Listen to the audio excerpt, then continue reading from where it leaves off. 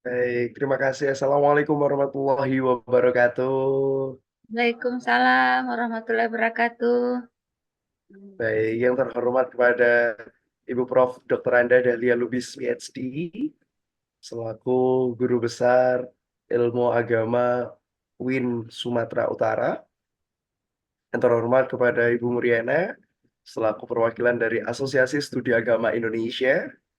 Dan juga yang terhormat kepada teman-teman para partisipan yang sudah meluangkan waktunya untuk hadir pada agenda 1 jam dekat bersama Profesor dalam acara ASAI. Tentunya selamat malam teman-teman semuanya, dan hari ini saya Muhammad Ridwan Hidayat selaku moderator yang mendampingi dan memandu jalannya acara pada malam hari ini. Tentunya di antara tengah-tengah kita sudah ada Ibu Prof. Dahlia Lubis yang akan membagikan ceritanya terkait bagaimana perjuangannya menjadi seorang intelektual perempuan di dunia ilmu keagamaan, khususnya di religious studies atau studi agama-agama. Nah, teman-temanku yang saya sayangi, dari YouTube yang telah saya tonton tadi dan beberapa karya dari beliau yang telah saya baca di beberapa citasi seperti halnya Google Scholar, beliau ternyata adalah seorang perempuan yang luar biasa. Sekali melahirkan karya-karya tulis antara lain tentang radikalisme, gender, aliran kebatinan, dan penghayat kepercayaan, sistem informasi, pengolahan pangan, teologi, pendidikan, psikologi, dan sebagainya. Saya cukup mengenal beliau dari beberapa kesempatan dapat bertemu dengan beliau, dan tentunya beliau sangat aktif di simposium nasional yang telah diadakan oleh ASAI pada waktu itu di Yogyakarta dan Aceh. Dan tentunya beliau adalah salah satu senior yang luar biasa karena beliau di usianya yang bisa terbilang tidak lagi muda teman-teman, tapi semangatnya menjadi intelektual muda untuk menjadi intelektual di bidang agama ini luar biasa. Dari karya-karya beliau teman-teman bisa membaca bagaimana beliau senantiasa memberikan kontribusi dalam hal multikulturalisme, dalam hal solusi untuk memecahkan konflik-konflik antar agama. Tentunya sebelumnya saya yang mungkin belum tentu mengenal yang begitu dekat, oleh karena ya saya mengajak teman-teman pada malam hari ini bisa untuk mengajak lebih dekat lagi bagaimana sosok beliau, Profesor Dr. Anda Dahlia Lubis PhD, sebagai seorang intelektual perempuan di studi agama-agama. Teman-teman sekalian, ada beberapa pertanyaan yang akan menjadi obrolan kita pada malam hari ini. Tentunya yang akan menjadi pemantik, dan saya ingatkan untuk teman-teman nanti yang bila mana ingin memberikan pertanyaan kepada beliau, silakan langsung tulis saja di kolom chat atau mungkin bisa langsung raise hand di tengah-tengah atau mungkin di akhir sesi obrolan kita malam hari ini. Langsung saja karena beliau sudah ada hadir di antara kita, langsung saja kita sapa. Selamat malam, Ibu Dahlia Lubis, Profesor. Waalaikumsalam Assalamualaikum. warahmatullahi wabarakatuh. Ya, selamat malam juga Pak Ridwan, Bu Muri. Nah, bagaimana Ibu Dahlia atas kabarnya? Apakah baik-baik saja di sana? Ya, alhamdulillah agak cuaca panas di sini, tapi hati dingin. Oke. Wah, kebalikan ya. Saya lagi ada di Surabaya, Jawa Timur. Saya merasakan cukup sering hujan di sini, Ibu. Tapi hatinya yang panas nih. Oh, Karena memang lagi musim-musim tahun politik ya. Jadi iya, cukup panas tendensinya. iya. Tapi kita tidak akan membahas tahun politik, teman-teman, karena kita masih fokus terhadap bagaimana kita lebih mengenal terhadap sosok Ibu Dahlia Lubis ini. Prof, boleh nggak sih diceritakan sedikit saja bagaimana awal mula Prof. Dahlia ini memilih studi agama menjadi langkah intelektual Prof untuk bisa menempuh langkah akademis. Mungkin bisa diceritakan, Prof. Mungkin setelah lulus SMA, kenapa memilih program studi-studi agama-agama? Cukup cukup masih belum anu ya, belum terdengar familiar di teman-teman yang kalangan teman-teman SMA begitu. Mungkin bisa menjadi sedikit motivasi nih, Prof. Bisa diceritakan. Silakan, Prof. Dahlia. Eh, Terima kasih. Saya awali dengan mengucapkan syukur alhamdulillah karena Allah Subhanahu wa taala karena kita masih diberikan kesehatan, kesempatan sehingga bisa bertemu di Zoom ini dalam rangka 1 jam bersama saya, Guru Besar UIN Sumatera Utara. Pertama saya mengucapkan terima kasih kepada Asai yang telah memilih saya, yang saya juga terkejut kenapa Bu Muri, Asai atau sama saya menjatuhkan pilihan kepada saya yang gitu banyak guru besar di Asai. Tapi inilah saya terima dengan senang hati karena banyak berkahnya antara lain bisa bertemu dengan Mas Ridwan Hidayat. Jadi kalau nanti saya ke Sunan Ampel, saya sudah punya anak lah, punya anak di sana. Pasti saya minta kawankan kemana-mana, pasti Mas Ridwan bersedia, ya kan? Boleh, Eh, Ibu, baik. bersedia sekali. Siap. Ya, terima kasih Asai yang telah mengundang, terutama Bu Muri. Sampaikan salam hormat saya kepada Ketua Asai dan kawan-kawan di sana. Mudah-mudahan kita doakan Asai ini selalu tambah jaya, tambah dikenal, tambah bermanfaat untuk kepentingan umat, kerukunan umat, Indonesia tetap damai. Karena itulah cita-cita mulia kita.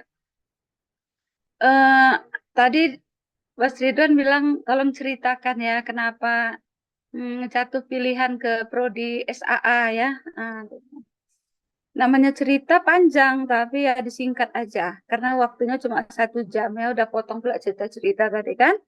Jadi karena saya ini generasi tua, mungkin Ridwan, Bu Muri belum lahir kali ya, belum lahir. Saya udah kuliah. Itu ceritanya tahun sebagaimana kita tahu dulu di Fakultas Usuluddin ini khususnya Medan ya. Nah, nggak tahu kalau di sana, tapi saya pikir Usuluddin seluruh Indonesia lah. Fakultas Usuluddin waktu tahun 1982 itu jurusan dulu namanya prodi itu jurusan. Jurusannya cuma satu, jurusan dakwah. Itu peminatnya sangat banyak. Karena kalau alumni pokoknya favorit orang masuk IAIN dulu namanya itu Usuluddin. Karena di situ ada fakultas dakwah, alumni dakwah bisa kerja di kantor gubernur, bisa kerja BKKBN, pokoknya PNS lah, terjamin guru dan lain sebagainya. Pokoknya puncak mahasiswa masuk Usuluddin kalau sekarang tarbiyah, kalau dulu tuh Usuluddin favorit sekali karena itu tadi bisa ke kantor gubernur dan lain-lain. Tahun 82 dibukalah prodi baru. Di prodi baru namanya perbandingan agama. Dan saya tertarik dengan prodi ini karena saya berpikir ini sangat penting ini agama-agama.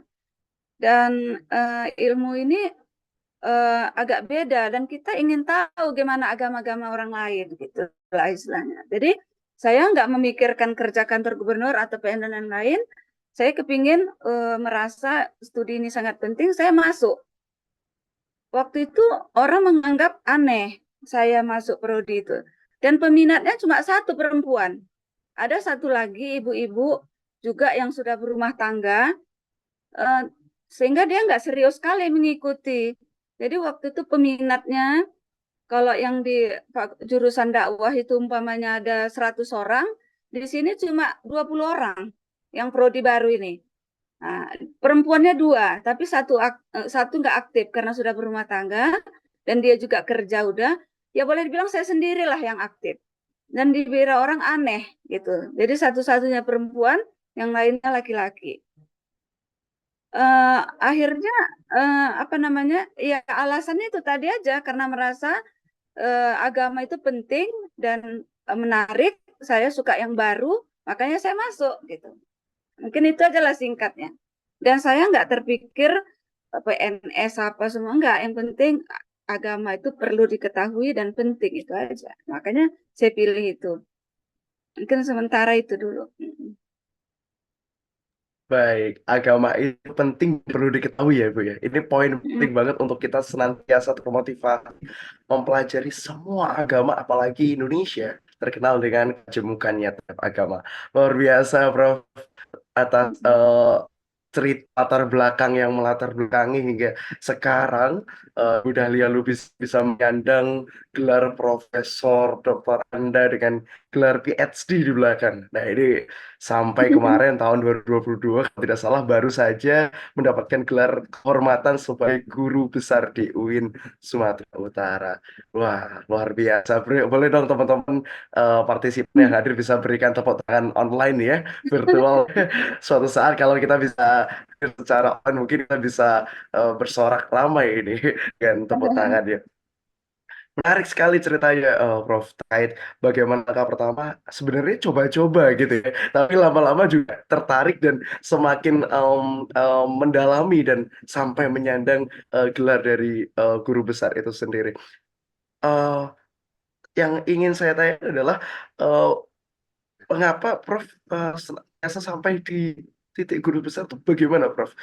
Prosesnya? Apakah memang itu sudah menjadi cita-cita sejak kecil harus menyandang guru besar, harus menyandang gelar profesor begitu atau memang let it flow, jalan aja gitu. Karena terseneng, karena passion, akhirnya ya alhamdulillah sampai bisa di titik guru besar gitu. Apakah memang cita-cita atau memang tidak sengaja, Bro, kira-kira?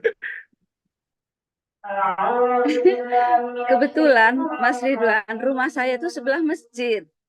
Jadi di sini waktu masuk Isya. Jadi kalaupun apa kita sebentar ya dengar ajan dulu ya karena terganggu juga apa nanti kalau bicara nggak jelas ya. Bentar ya. Baik, boleh, Prof. Teman-teman kita jeda untuk azan sejenak. Teman sambil menunggu jeda berikut, teman-teman dipersilakan untuk bisa mempersiapkan pertanyaan-pertanyaannya untuk bisa semakin mengenal terkait apa sih profil dari Profesor Dr. Anda Dahlia Lubis PhD. Itu ya tadi sudah ada video profile yang disajikan oleh teman-teman dari ASAI di awal sesi dan teman-teman juga bisa nih stalker-stalker nih di Google Scholar atau mungkin di YouTube terkait Profesor Dahlia Lubis. Luar biasa, beliau adalah seorang besar ya di Sunan Win Sumatera Utara dan tentunya karya-karya beliau sangat general teman-teman. Teman-teman nanti bisa baca ada yang membahas tentang aliran kebatinan, ada yang membahas tentang radikalisme, tentang kesetaraan gender. Dan tentunya beliau adalah seorang tokoh yang memang concern di bidang kerukunan umat beragama. Silakan teman-teman untuk sambil menunggu sesi jeda azan di sana dan teman-teman bisa mempersiapkan pertanyaannya. Apabila teman-teman sudah memiliki pertanyaan, silakan untuk disampaikan di kolom chat. Dan apabila teman-teman merasa banyak pertanyaannya bisa disimpan dahulu agar nanti teman-teman bisa langsung menanyakan kepada beliau. Ini adalah momen emas ya. Tadi beliau juga sudah menyampaikan kalau beliau jarang sekali ini aktif di ASAI, bahkan sebuah kehormatan saat bisa diajak berdiskusi di forum ini. Tentunya teman-teman bisa mensupport itu dan teman-teman bisa memanfaatkan peluang-peluang emas dan hal yang jarang sekali terjadi seperti itu. Semoga suatu saat nanti kita bertemu secara offline dan bisa lebih ngobrol lebih dalam lagi dengan dia. Itu teman-teman. Sambil menunggu, silakan apabila dari teman-teman partisipan yang sudah ada pertanyaan, boleh disampaikan ke kolom chat.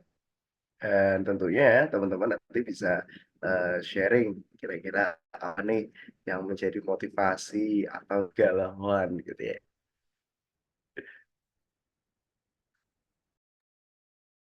Ya, udah selesai ajarnya Ridwan. Baik, Alhamdulillah. Teman-teman sepertinya sangat menanti kehadiran Prof. Dahlia untuk menceritakan cerita-cerita inspiratifnya tentunya. Oke, Prof. Izin melanjutkan pertanyaan tadi ya, yang mungkin belum terjawab begitu. Jadi memang sebenarnya menyandang sampai di titik guru besar itu tadi, apakah memang sebuah cita-cita yang sudah diimpikan dari awal proses perkuliahan, Prof? Atau memang em, karena suka itu tadi sehingga tidak terasa bisa sampai di titik yang luar biasa. Mungkin bisa ada sedikit cerita bagaimana perjalanan bisa sampai di titik menyandang guru besar tadi. Eh, kita apa ya bercerita lagi. Jadi apa namanya ya? Sebenarnya selesai kuliah bercita-cita selagi kuliah juga kita kan Mungkin Mas Ridwan juga punya cita-cita. Memang saya tuh punya cita-cita ingin jadi dosen. Cita-cita saya cuma ingin jadi dosen. Jadi begitu kuliah, saya pernah dipanggil oleh wakil dekan waktu itu. Kamu nanti apa cita-citanya? Saya mau jadi dosen, saya bilang kan. Dosen di mana? Ya di sini, saya bilang gitu. Terus dibilang sama bapak itu, eh, mau jadi dosen itu nggak ada duitnya.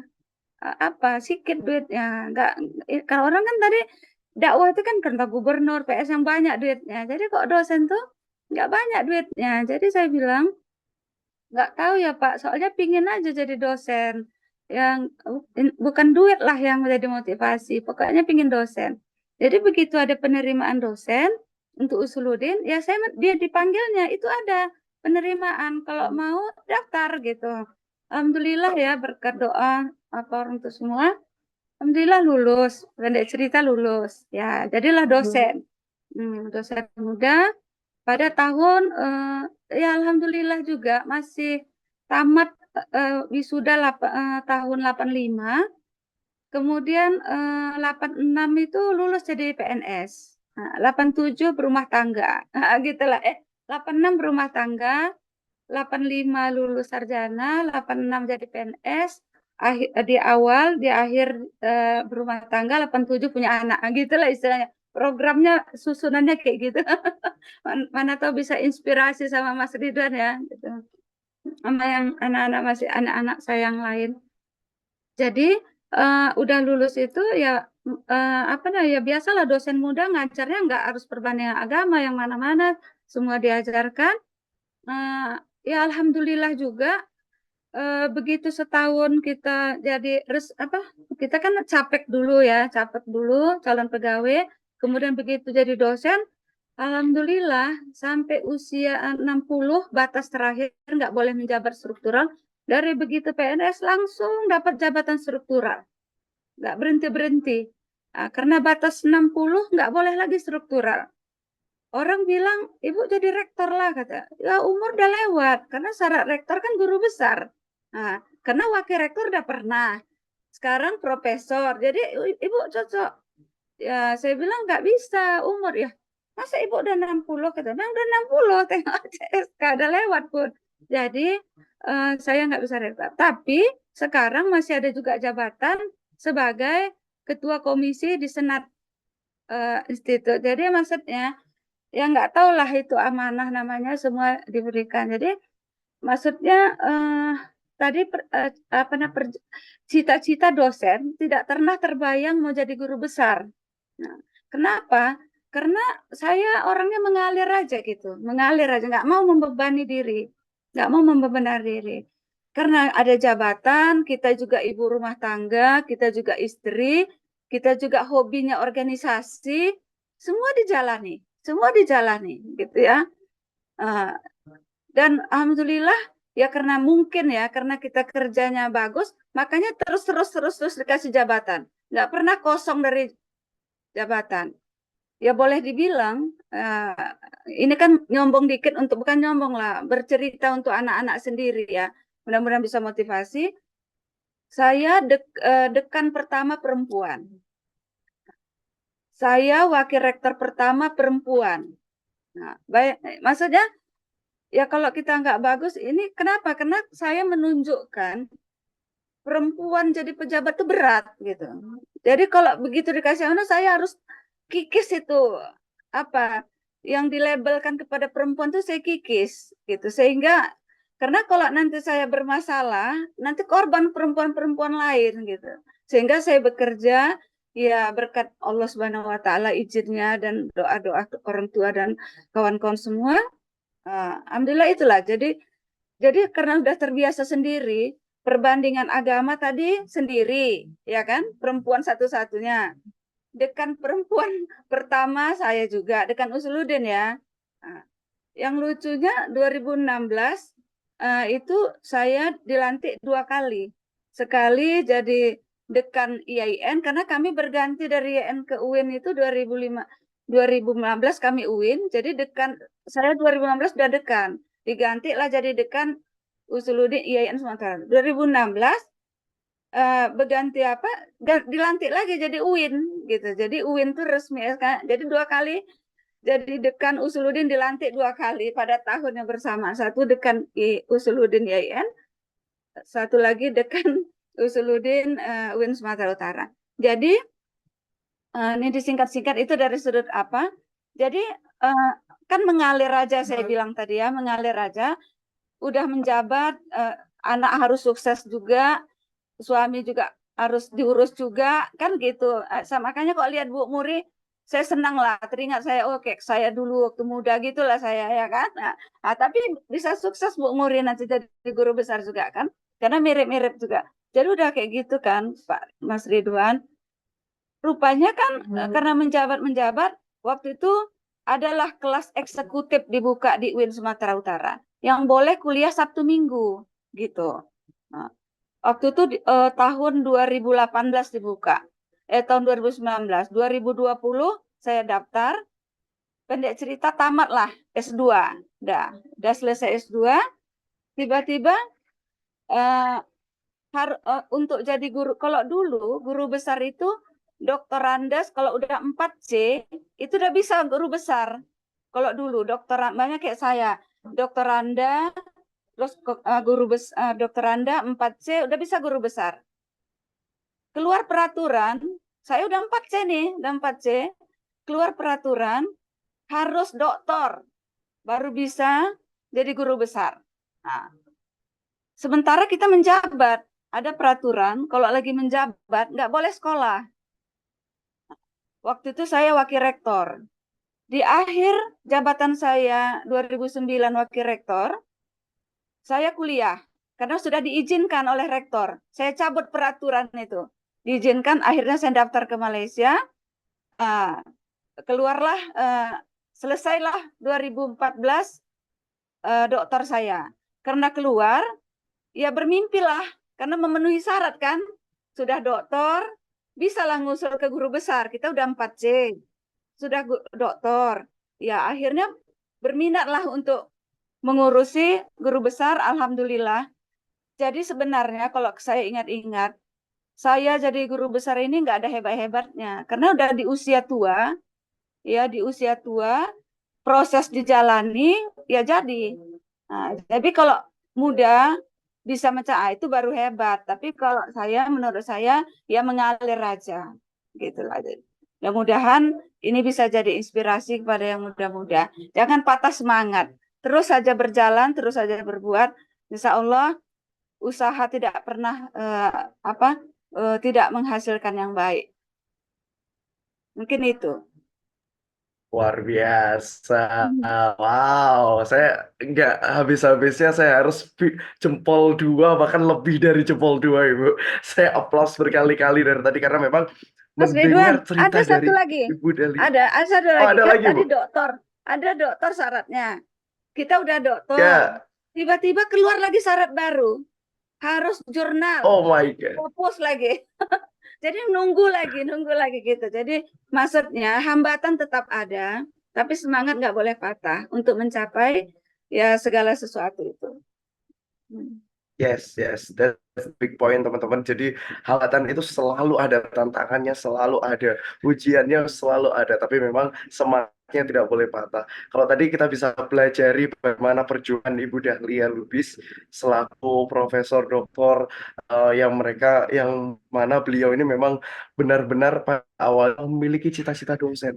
Tapi beliau senantiasa menyuarakan kesetaraan gender, di mana beliau buktikan sebagai mahasiswa perempuan satu-satunya di SAA waktu itu. Dan dilanjutkan menjadi dekan perempuan pertama. Dilanjutkan lagi dengan warik perempuan pertama. Luar biasa, teman-teman. Ini sebuah cerita yang benar-benar inspiratif yang tidak dibuat-buat. Tapi memang langsung di depan kita ada beliau yang dimana beliau langsung menyampaikan langsung bagaimana pengalamannya beliau, yang mana di sana pasti selalu ada regulasi-regulasi yang berubah-ubah dan tentunya mungkin bisa menghambat kinerja beliau, menghambat proses beliau. Tapi ingat tadi pesan dari beliau, jangan pernah patah semangat, jangan pernah menyerah, walaupun banyak tantangannya harus tetap dilawan dan tetap harus semangat. Luar biasa. Teman-teman boleh sekali lagi untuk berikan applause reaction karena kita masih Zoom ya, masih virtual. Kalau kita offline bisa bersuara ini Bu untuk tepuknya.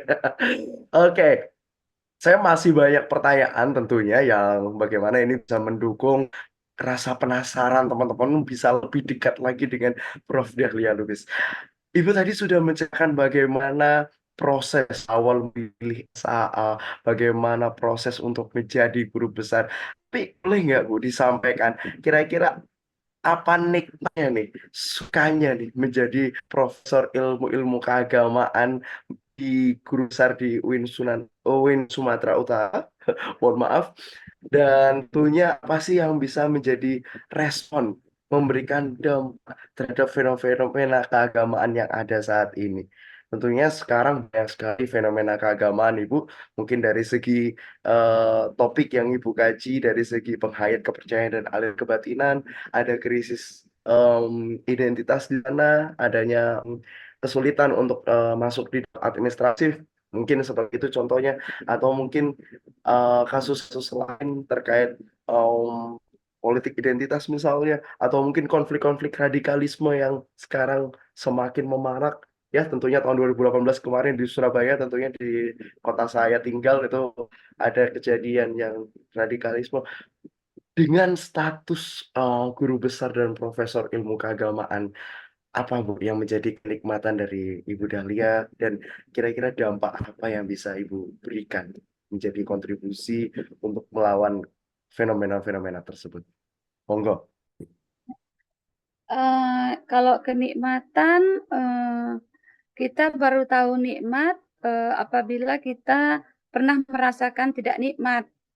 Kita bisa merasa dingin kalau pernah merasakan panas, kan begitu ya.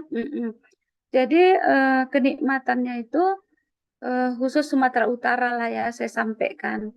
Dulu orang melihat lembaga lembaga kerukunan ini itu menurut orang suatu orang Islam terjun di dalam lembaga kerukunan umat beragama itu sangat langka. Jadi saya kebetulan waktu dosen muda itu dekan saya adalah Profesor Ridwan Lubis, alumni Sunan Ampel.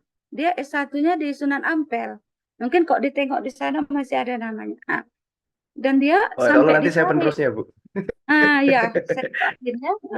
Jadi Prof. Ridwan itu tokoh kerukunan Sumatera Utara ditarik menjadi ke Kemenak Pusat. Dan dialah salah satu yang merintis munculnya FKUB sekarang ini. Salah satu tokoh bersama Pak Atok dan kawan-kawan. Nah, jadi berawal itu ada lembaga pengkajian kerukunan umat beragama LPKUB, pusatnya itu 3. Medan, Jogja, sama daerah mana ya? Daerah timur lah satu lagi gitu ya. Nah, terus dari situ dan saya selalu ikut bersama Prof. Ridwan. Perempuan satu-satunya juga yang ikut karena saya kebetulan Prof. Ridwan ini memang orang perbandingan agama. Jadi dia bentuk lembaga di Sumatera Utara namanya LPKUB, lembaga itu pusat. Waktu itu menterinya Tarmizi Tahir. Dibentuk ada 3 lembaga LPKUB. Kemudian dari situ Prof. Ridwan membentuk Forum Kerukunan Pemuka Agama FKPA. Dan ini berkembang ya. Jadi utusan pengurusnya itu dari majelis-majelis agama dikumpul. Waktu itu masyarakat melihatnya aneh. Prof. Ridwan ini lebih Kristen dari orang Kristen dibilang. Nah, gitu. Karena dia bergaul dengan berbagai agama. Saya juga saya sebenarnya sebagai orang berbanyak agama happy-happy aja dengan agama lain itu kan. Ini masalah sosial nggak ada masalah. Tapi karena orang itu sangat tidak terbiasa dengan suasana ini, kita tuh agak sedikit di sini sih lah gitu. Tapi Prof. Ridwan jalan terus, ya saya ikut terus. Makanya sampai sekarang saya bentuk lembaga perempuan peduli kerukunan Sumatera Utara, ya karena berguru tadi kan gitu ya. Jadi apa namanya dari Prof. Ridwan itulah berkembang lembaga-lembaga sampai ke pusat. Sekarang seluruh Indonesia sudah ada Forum Kerukunan Umat Beragama. Itu berawal dari Medan, Ditarik pakarnya ke pusat, di pusat bersama tim dari Kemenak terbentuklah seluruh Indonesia. Khusus untuk Sumatera Utara, sekarang itu sudah waktu saya ikut di lembaga-lembaga kerukunan FKPA, FKUB, LPPKUB, itu saya aja sendiri perempuannya. Saya aja, nggak, yang lainnya laki-laki gitu. Itulah yang membuat saya tertarik membentuk lembaga perempuan peduli kerukunan tadi. Kemudian, apa namanya? Sekarang akibat ada lembaga-lembaga ini, sekarang dari pihak Kristen itu sudah ada pendeta masuk pengurus. Jadi sekarang udah ada di pengurus FKUB itu sudah ada perempuan, udah banyak utusannya. Dan di MUI juga sekarang sudah ada lembaga kerukunan. Jadi ya gitulah, misalnya walaupun lambat tapi berpengaruh, ya mewarnai gitulah istilahnya. Jadi ya kita harus berperan lah, harus emang lambat tapi terus saja berbuat gitu lah. Mungkin itu aja cerita singkatnya. Mm-mm. Wah, luar biasa. Tidak disangka ternyata sosok yang ada di depan saya meskipun secara virtual ini adalah em, suhu ya, senior nih kalau boleh saya bilang dari adanya FKUB di seluruh Indonesia. Berbicara tentang FKUB, kebetulan saya juga aktif di FKUB di Kota Sidoarjo, Ibu, di Kabupaten Oh, Sidoarjo, dan ya. alhamdulillah memang sekarang hampir seluruh elemen agama, bahkan hampir seluruh elemen aliran di dalam agama, baik itu seperti Ahmadiyah, NU, Ahmadiyah, atau mungkin teman-teman di Kristen ada yang Kristen, Katolik, terus juga ada yang mungkin HKBP, terus mungkin Kristen Jawi Wetan gitu. Itu semua berkumpul elemen itu menjadi satu di FKUB. Ternyata Mm-mm. sosok pendirinya ada di depan saya ya. Sekarang luar biasa. Alhamdulillah Ibu, saya sebagai eh, cucu mungkin ya Bu ya, karena udah beda Ya, cucu. generasi, merasa bersyukur Ya. karena hadirnya FKUB ini benar-benar mendukung kerukunan umat, antar umat beragama, tentunya saat ada pendirian-pendirian rumah ibadah, ada konflik-konflik antar umat beragama, atau mungkin ada sikap-sikap radikalisme yang terjadi di sebuah kota. FKUB selalu turun ke lapangan, ikut menjadi mediator yang memang andai kata tidak ada FKUB, mungkin sampai hari ini Indonesia tidak akan menemukan kata damai. Mungkin hari ini kita tidak akan bisa Zoom dengan tenang begitu. Terima kasih Iya. Profesor Daya. Mungkin Prof waktu itu masih merasakan merintis ya bersama Prof Ridwan tadi ceritanya. Tapi memang saya sebagai perwakilan dari generasi Z atau generasi sekarang mengucapkan terima kasih dengan adanya FKUP hadir, bisa menjaga kerukunan umat beragama. Luar biasa. Sekali lagi saya benar-benar tepuk tangan nggak akan selesai-selesai Prof. Karena saya takjub sekali nih. Tanpa disengaja Bu Muri mempertemukan generasi sekarang ya saya ya mahasiswa sekarang bahkan mahasiswa angkatan COVID begitu bertemu dengan senior Profesor Dahlia Lubis. Teman-teman, saya ingatkan lagi apabila teman-teman masih ada pertanyaan yang ingin penasaran dan ingin lebih dekat lagi dengan Profesor Dahlia Lubis, waktu kita tidak banyak lagi, tentunya bisa sampaikan saya di kolom chat, nanti akan saya bantu bacakan dan saya sampaikan langsung kepada Prof. Dahlia. Nah, Prof berbicara tentang proses guru besar dan dampaknya tadi ya, apa yang impact yang sudah Prof berikan.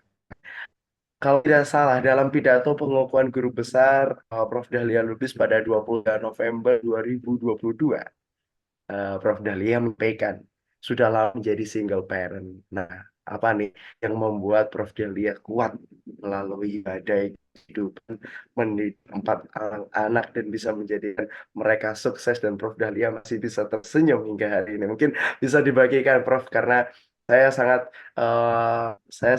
eh, tertarik dengan perjuangan Prof sebagai pelopor di dalam bidang keperempuanan ya, atau dari teman-teman yang eh, pro terhadap kesetaraan gender. Dari ceritanya Prof awal menjadi perempuan yang pertama menjadi mahasiswa, perempuan pertama menjadi dekan, perempuan pertama menjadi wakil rektor. Nah, kemarin di pidato pengukuhannya dikutip lagi nih. Nah, gimana nih Prof menjadi single parent dan apa yang membuat Prof tetap kuat, strong lawan badai-badai kehidupan tersebut. Silakan Prof. Eh, ya gini ya Mas Ridwan. Eh, Sebenarnya saya ini nggak kuat-kuat lah. Maksudnya cuman ya semangatnya aja yang kuat ya. Jadi gini. Saya berumah tangga tahun 1986 ya.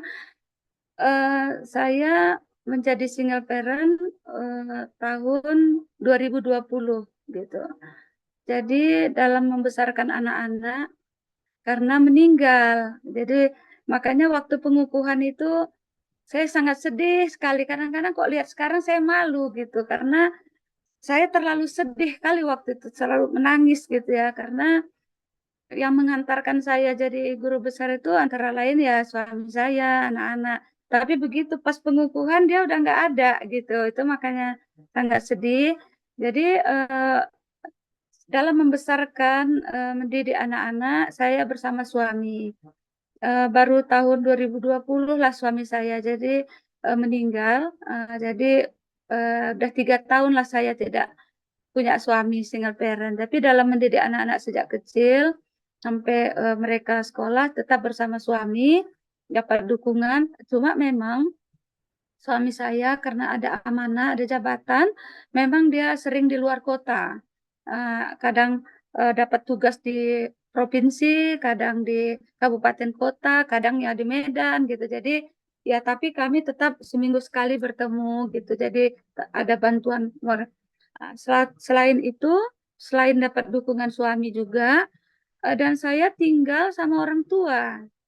Saya tinggal sama orang tua karena suami saya bertugas di luar kota. Jadi saya tinggal sama orang tua. Jadi menurut saya ada plus-plusnya. Saya bisa berbakti ngurus orang tua dan orang tua pun bisa memandu, memperhatikan anak-anak saya gitu. Jadi dia lebih tekun apa ya, lebih tekun, lebih sayang kepada anak-anak itu. Jadi kalau ngajarin ini etika-etika apa itu orang tua itu lebih apa gitu. Kita kan kadang-kadang udah pulang dah, tapi jadi peran orang tua saya dalam mendidik anak-anak sangat banyak ya juga bersama suami. Sekarang orang-orang yang sangat saya cintai sudah nggak ada. Orang ibu udah meninggal, bapak udah meninggal, suami udah meninggal. Ya, alhamdulillah lah sekarang ini buah dari bantuan orang tua suami tadi, alhamdulillah anak-anak sudah selesai semua. Ada yang S2, ada yang S3, rata-rata S2, yang satu S3, dan yang satu lagi sedang menuju S3. Ya, mudah-mudahan menjadi anak yang bermanfaat lah buat negara juga kita Amin, semua. amin. Amin ya rabbal alamin. Masya Allah, ceritanya sungguh terharu, Prof. Karena memang perjuangannya luar biasa dan tadi satu pesan moral dari Prof nyampaikan dari cerita yaitu tetap semangat. Sebenarnya nggak kuat-kuat banget, tapi semangatnya yang harus diperkuat. Luar biasa. Ini tamparan sekali kita-kita generasi Z terutama yang sedikit-sedikit insecure, Prof. Ada sedikit masalah langsung udah merasa yang paling tersakiti, Prof. Iya, Nah, iya. ini luar biasa nih. Oke, Karena gini, Mas selanjutnya Ridwan. Prof, mungkin ya, Ya, karena gini, memang berat. Ya, coba ya, jadi didik anak, menjabat juga, organisasi juga, ngajar juga, kan berat. Tapi itulah ada aja bantuan dari karena semangat tadi gitu. Nggak patah yes, hati. yes, betul, betul. Kira-kira apa Prof? Ada pesan atau wejangan nasihat dari orang tua yang bikin Prof dia lebih kuat lagi, Prof? Mungkin waktu itu orang tua pernah berpesan sama Prof Dahlia terkait apa begitu sehingga Prof Dahlia bisa lebih. Sebenarnya secara khusus eh, ucapan itu nggak ada, tapi dia memberikan contoh teladan. Nah, jadi dari kecil saya lihat orang tua saya itu ucapannya dengan perbuatannya tuh sama gitu. Ada sebagian kan kita ucapan kita begini, perilaku kita nggak begitu gitu. Kalau dia full yang diucapkannya itu yang dilakukan aja gitu. Jadi saya menyimpulkan orang tua saya itu orangnya eh, sangat apa ya eh, suka melakukan apa ya berbuat baik yang bermanfaat dan ikhlas. Nah, dia selalu berbuat kebaikan aja dan tidak mengharapkan apa-apa. Ikhlas saja. Jadi itulah yang saya tiru dari orang tua saya. Saya berbuat baik aja, jalan aja untuk kebaikan sesuai aturan. Ya mau dibalas, mau nggak dibalas, itu nggak saya pikirkan gitu.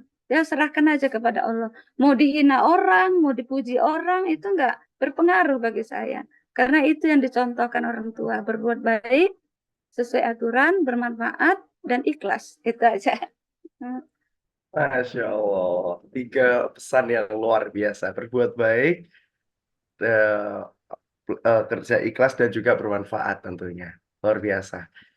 Prof, mohon izin. Tadi sudah menceritakan bagaimana peran ibu, bagaimana em, peran perempuan yang luar biasa, yang bisa membuat Prof Dahlia semakin kuat, dan tentunya dari sisi internal Prof Dahlia lebih kuat. Kira-kira sampai di titik ini, menurut Prof Dahlia, bagaimana sih peran perempuan dalam konstruksi paradigma studi agama-agama? Seberapa penting dan seberapa urgensinya peran perempuan untuk bisa membangun konstruksi paradigma SA ini, Prof? Eh, peran perempuan eh, sangat diperlukan ya dalam berbagai aspek, sangat diperlukan. Tapi apa namanya eh, keberadaan perempuan itu sendiri, paradigma orang melihat perempuan juga bermacam-macam dan berubah-berubah sesuai dengan perkembangan. Banyak paradigma yang berubahnya paradigma itu banyak faktornya gitu. Jadi begitu juga keberadaan perempuan ini juga dia kesetaraan gender itu belum bisa full dilaksanakan karena masih ada pandangan perempuan itu kelas 2 masih ada eh, nilai-nilai apa namanya label-label yang negatif yang ditempelkan kepada perempuan. Oleh karena itu perempuan harus menunjukkan label-label negatif itu bukan seperti itu karena agama kita kan menyamakan tidak ada membeda-bedakan antara laki-laki dan perempuan cuma faktor-faktor lain aja oleh karena itu pertama keberadaan perempuan itu sendiri harus apa namanya memicu dirinya baru dia bisa membuat perubahan pandangan orang kepada dirinya. Eh, urgensinya urgensi perempuan, keberadaan perempuan itu sangat penting. Ya, tinggi sekali urgensi perempuan dalam membangun dalam posisi apapun. Karena perempuan itu juga baik dalam rumah tangga, masyarakat, dimanapun berada, sangat penting.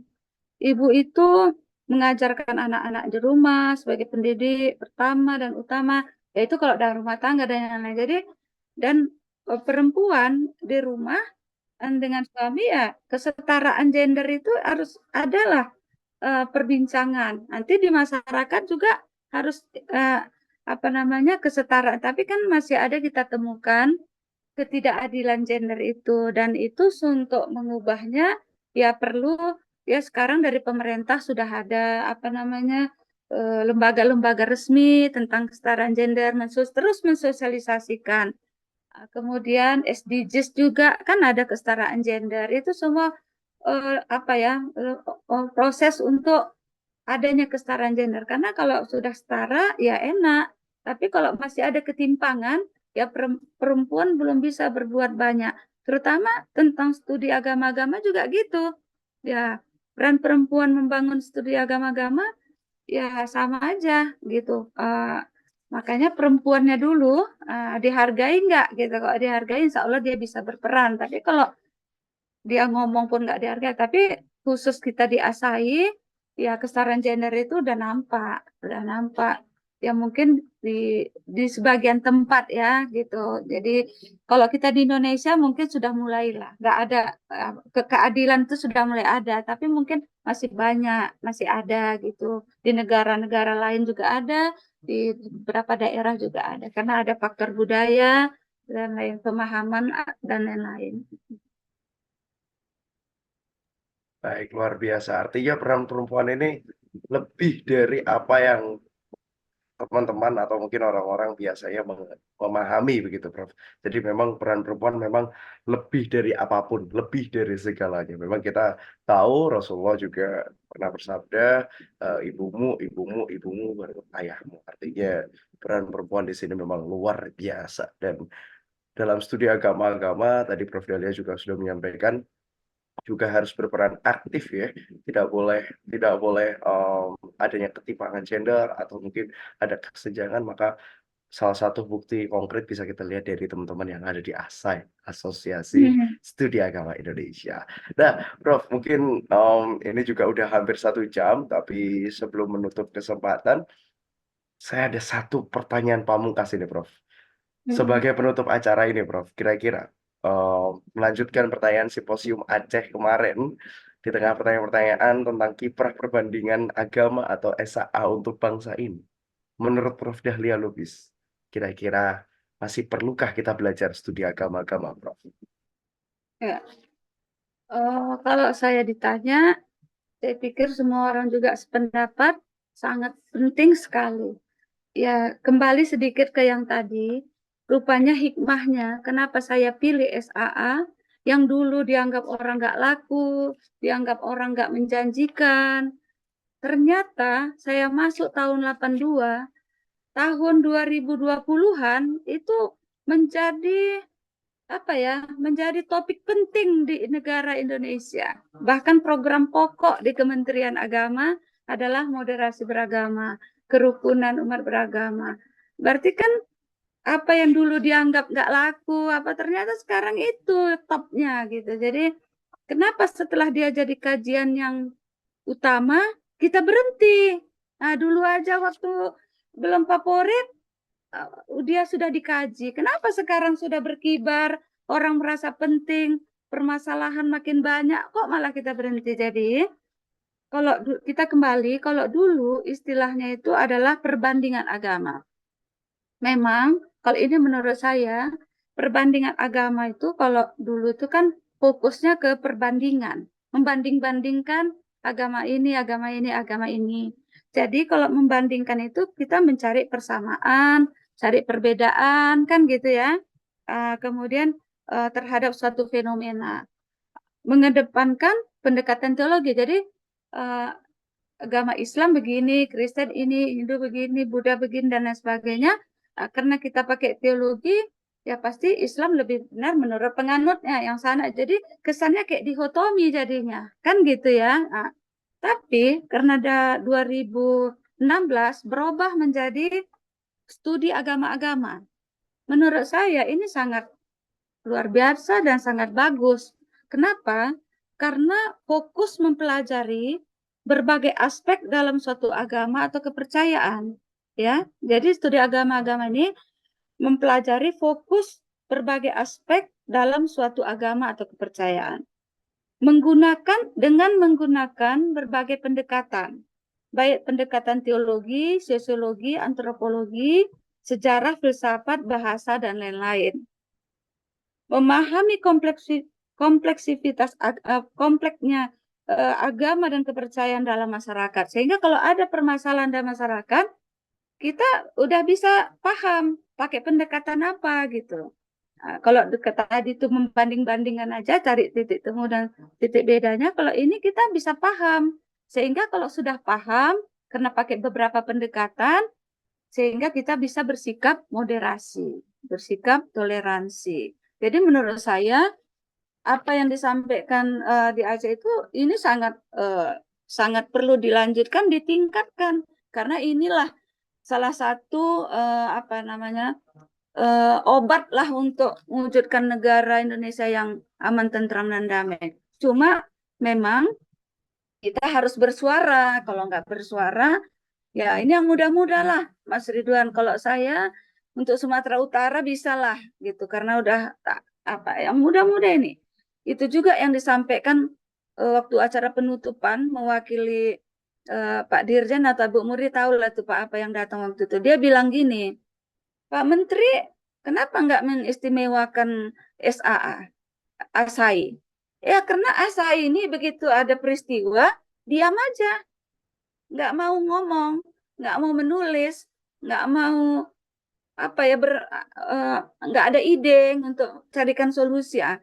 Ya mungkin kita mengharapkan lah sama yang muda-muda lagi lah, terutama saya dorong-dorong aja biar memang kita tuh berkibar lah karena sangat bermanfaat SAA ini, terutama dengan judul studi agama-agama ini sangat bagus. karena dia mengkaji dari berbagai aspek sehingga kita bisa bersikap moderasi.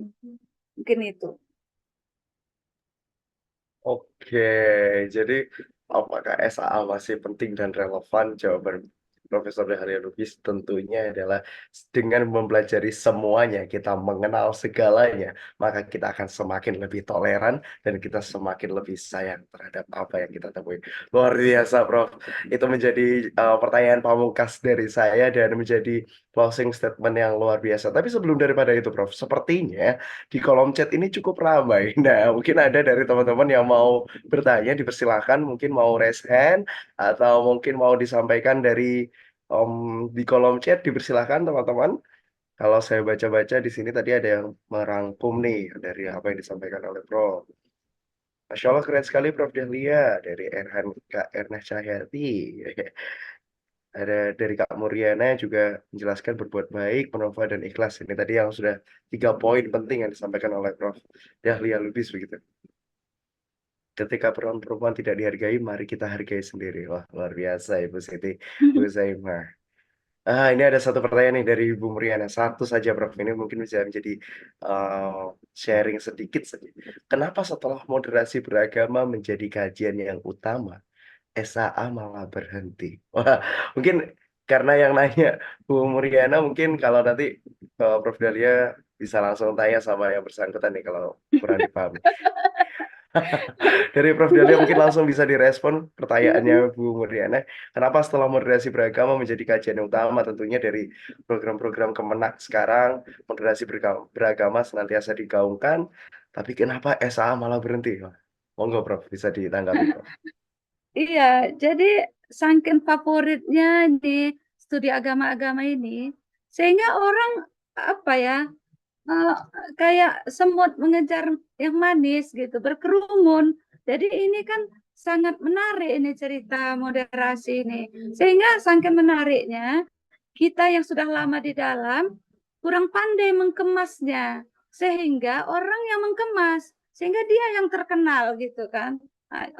Kita yang di dalam malah ketinggalan.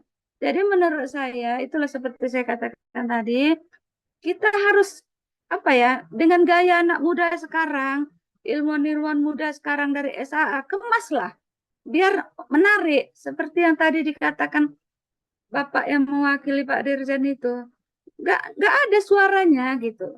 Makanya saya pernah juga dapat nasihat dari Prof Ridwan, disuruh nulis, kamu nulis. Jadi Prof Ridwan itu kenapa terkenal, dia nulis.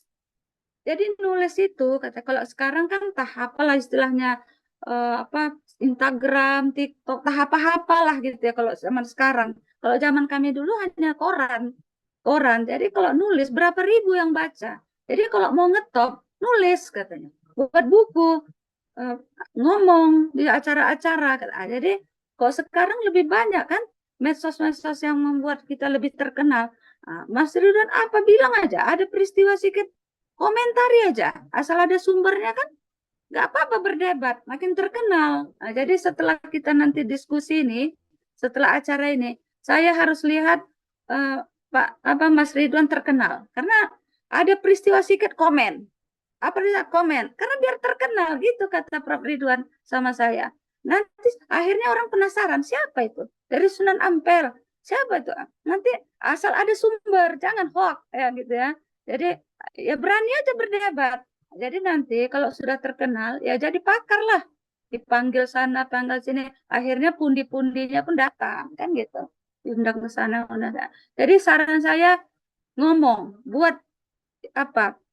Karena sekarang SAA ini diambil orang, ketua moderasi, orang syariah, orang tak siapa-siapa, tarbiyah. Karena kita nggak mengemas, karena kita nggak memamerkan, kita udah asik, nyaman gitu. Jadi sekarang kita bangkit, bangkit supaya kita rebut lagi, ya gitu.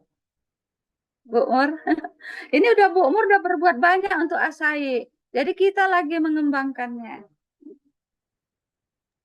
Oke, siap Prof. Ini instruksi ya sifatnya, bukan hanya memberi rekomendasi, tapi ini instruksi ya.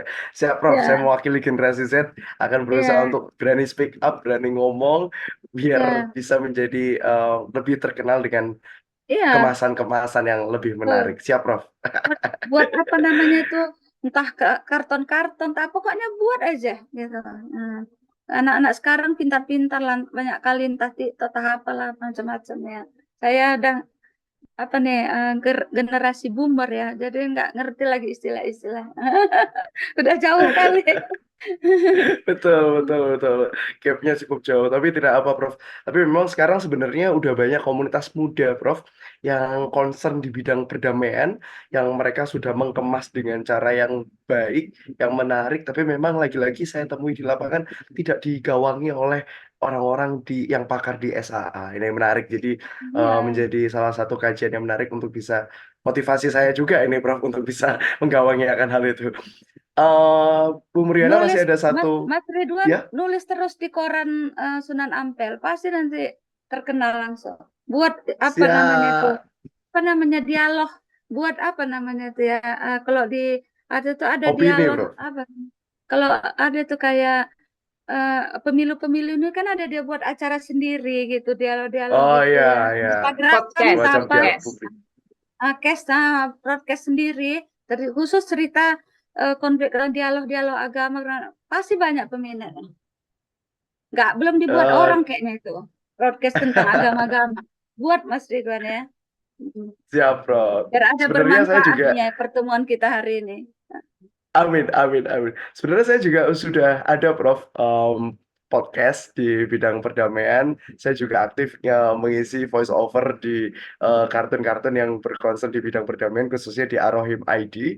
Nah, ini mungkin bisa menjadi sepak terjang saya untuk terus menggawangi di isu-isu perdamaian, Prof. Terima kasih, Prof, atas nasihat personal nih untuk saya dan tentunya untuk teman-teman di generasi Z yang kreativitasnya luar biasa, Prof.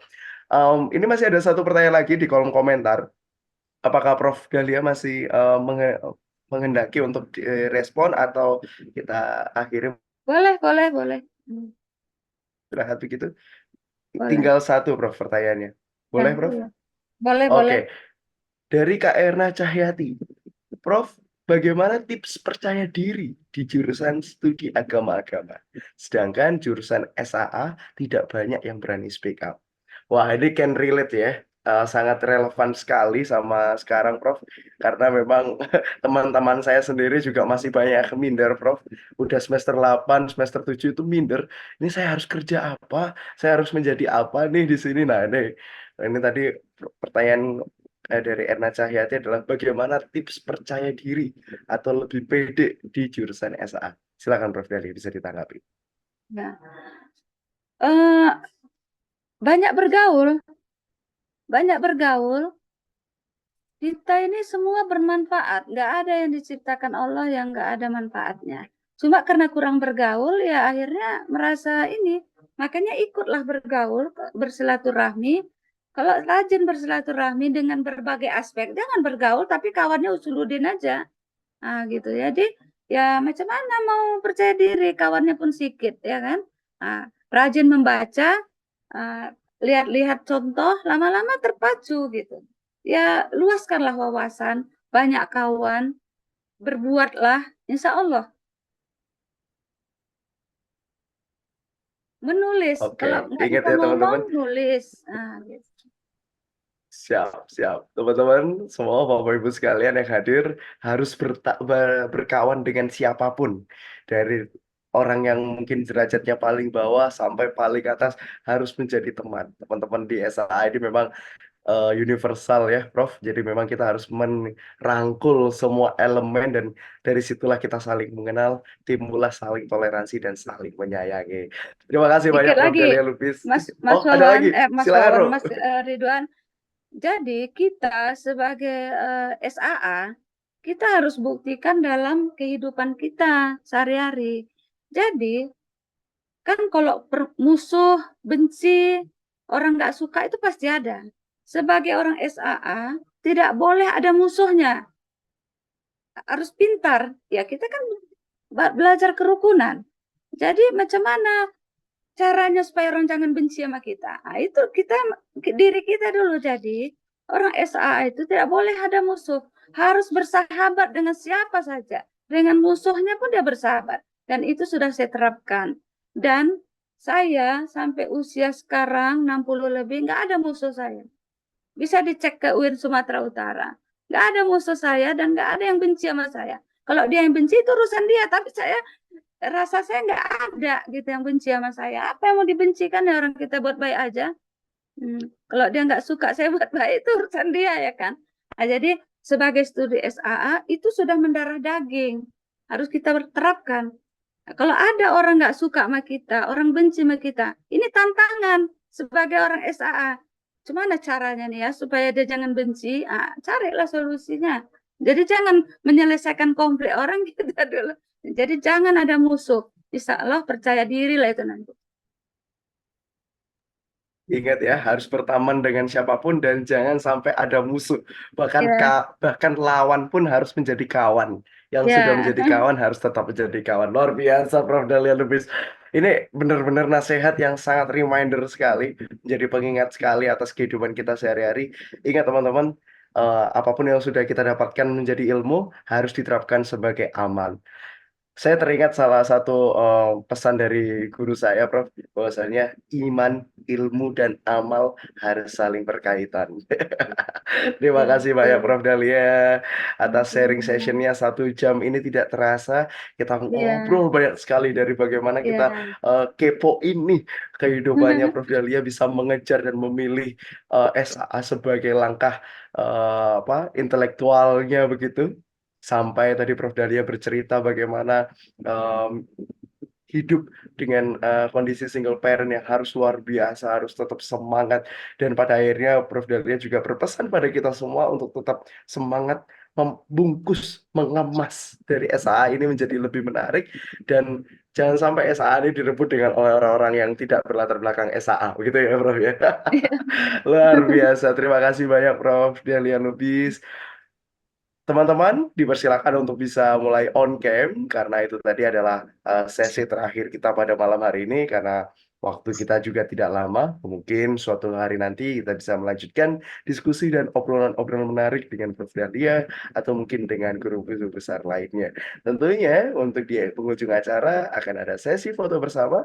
Dipersilakan untuk teman-teman partisipan untuk bisa menyalakan kameranya dan kita melakukan sesi foto bersama.